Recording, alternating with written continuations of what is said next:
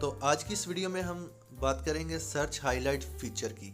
तो विंडोज़ 10 में new feature है। टास्क बार पर अगर हम सर्च में देखें तो राइट साइड पर इसका बटन है, इसको हम क्लिक करके ओपन कर सकते हैं।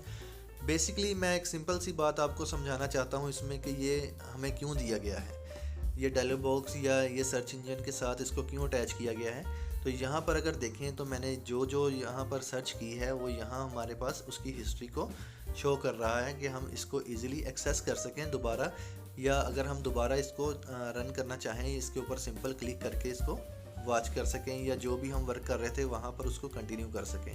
तो अगर हम ऐप में देखें तो हमने जो जो ऐप यूज़ किए हैं या तमाम जो हिस्ट्री है वो उसके रिसेंटली हिस्ट्री भी नीचे आ रही है, वहाँ से हम क्लिक करके ओपन कर सकते हैं। डॉक्यूमेंट्स हैं, कोई भी डॉक्यूमेंट सर्च किया है उसकी हिस्ट्री आ जाएगी, वेबसाइट की हिस्ट्री आएगी यहाँ पे। तो हर चीज़ को बाइफरकेट किया गया है या मॉडिफाई किया गया है सेपरेटली। तो यहाँ पर हम देखें मोर बटन पर तो हमारे पास काफ़ी सारी डिटेल है, तमाम को हम वन बाय वन करके ओपन कर सकते हैं।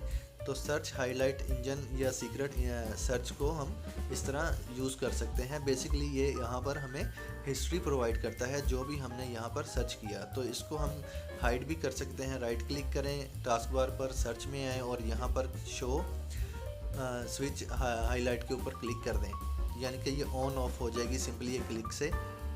आप देख सकते हैं कि यहाँ पर सर्च में आए, सर्च में आने के बाद फिर शो के बटन पर क्लिक करें तो ये हमें इल्यूमिनेट होना शुरू हो गई है, यानी कि ये वापस टर्न ऑन हो गई है। तो इस तरह आप इसको ऑन या ऑफ़ कर सकते हैं।